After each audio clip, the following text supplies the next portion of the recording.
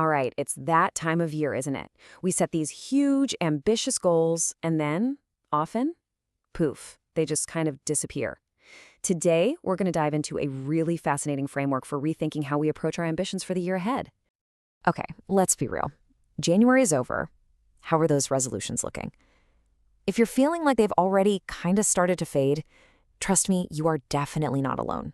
It's a super common experience. And it turns out the problem might not be you or your motivation, but the entire system we call a New Year's resolution. So what's the real problem? Well, the core issue can be summed up with a simple, powerful analogy. The material we're looking at frames resolutions not as a healthy plan for growth, but as a kind of crash diet. A crash diet for our ambitions. Let's dig into what that actually means.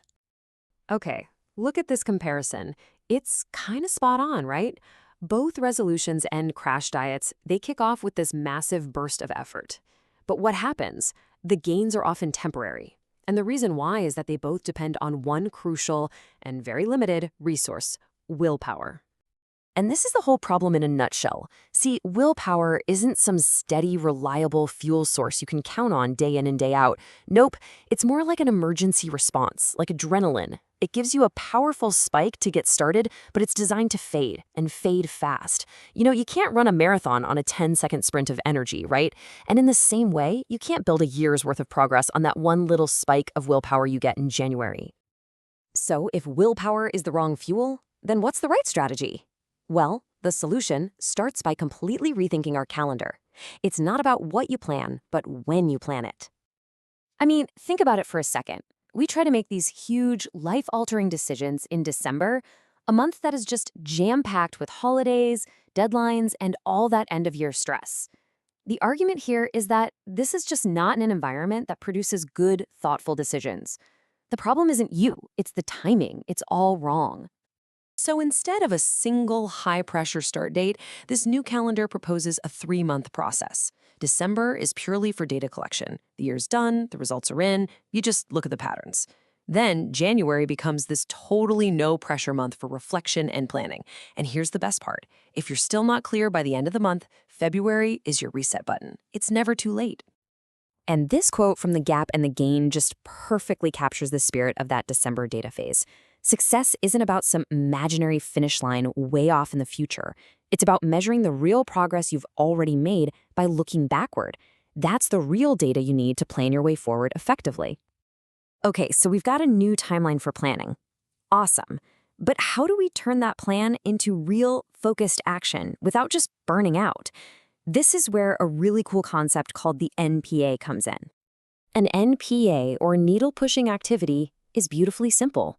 It's not a list of 20 things you hope to get done. No, it is the one most important activity you can do this week to move your business or your goal forward. The whole focus is on impact and immediacy. Just one. That's it. So the crucial point here is the singular focus. Instead of scattering your energy across dozens of tasks, you channel all of it into the one thing that truly matters right now. That is how you create real momentum without having to rely on that fleeting willpower. And this is the real genius of why the NPA works so well. We often think we need to feel inspired to get started. This flips the script entirely. The NPA is all about taking that one small, manageable action first. The action itself is what creates the inspiration and the motivation to keep going. Action comes first. Now, this focus on a single action is part of a much bigger idea: building a system for success so you don't have to rely on sheer force of will every single day. The book Lean Marketing puts it so bluntly, I love it. If your plan's success depends on you waking up feeling motivated and disciplined every single morning, that's not a system, it's a gamble. And let's be honest, that's a gamble that rarely pays off in the long run. So what's the alternative? It's this idea right here. Instead of trying to force yourself to be more disciplined, you design a more disciplined environment. Think of it this way. If you don't want to eat junk food, don't rely on willpower to avoid it. Just don't keep it in the house. You make the right choice the easy choice, and you let your environment do all the heavy lifting for you. Okay, so we've covered the when, the what, and the how. But underlying all of this is a really fundamental shift in mindset. It's about changing the very reason we pursue our goals in the first place. So check this out. Our source material breaks down two different motivations for learning and growing. On one side, you have authority. That's learning just to know something, to get the degree, to check a box. But on the other side, you've got curiosity. And that's learning because you're genuinely interested, because you want to explore and experiment. And that is the secret fuel for sustainable growth. Because when you're driven by curiosity, failure isn't some final verdict. It's just data. It's just information.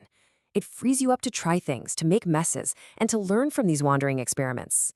See, curiosity is a self-renewing energy source, unlike willpower, which just burns out. So I'll leave you with the one question that this entire framework is really built on.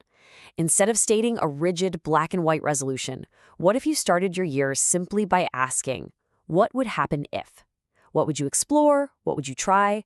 That simple shift might just change everything.